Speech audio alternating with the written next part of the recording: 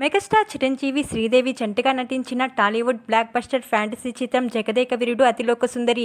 దర్శకేంద్రుడు K. Raghavendra Rao దర్శకత్వంలో ఈ చిత్రం తెరకెక్కింది. వైజయంతి మూవీ సంస్థలో అశ్విని దత్ నిర్మించారు.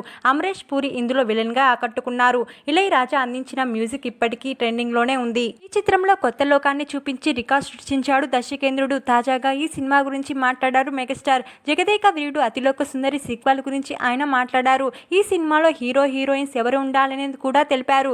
రామ్ చరణ్, జాన్వీ కపూర్ కలిసి జగదేక వీరుడు అతిలోక సుందరి రెండో భాగంలో నటిస్తే చూడాలని ఉందన్నారు మెగాస్టార్ చిరంజీవి.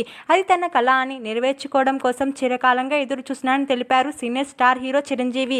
గ్లోబల్ స్టార్ గా రామ్ చరణ్, జాన్వీ కపూర్ జంటగా బుచ్చిబాబు సానా దర్శకత్వంలో ఇప్పుడు ఓ cinema తెరకెక్కుతుంది. Super star Mahesh Babu హీరోగా టాలీవుడ్ స్టార్ దర్శకుడు రాజమౌళి దర్శకత్వంలో ఓ సినిమా తెరకెక్కనుంది.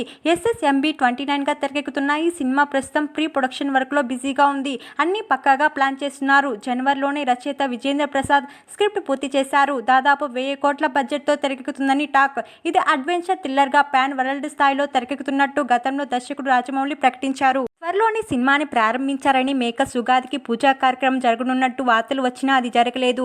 ఇప్పుడు దీని రెగ్యులర్ షూటింగ్ ని జూన్ తర్వాత ప్లాన్ చేస్తున్నారు మేకర్స్. అయితే దీనిపై క్లారిటీ రావాల్సి ఉంది. అయితే అంతకన్నా ముందు ఈ సినిమాకి సంబంధించిన కాన్సెప్ట్ టీజర్ ని రిలీజ్ చేయాలని అనుకుంటున్నారట జక్కన్న.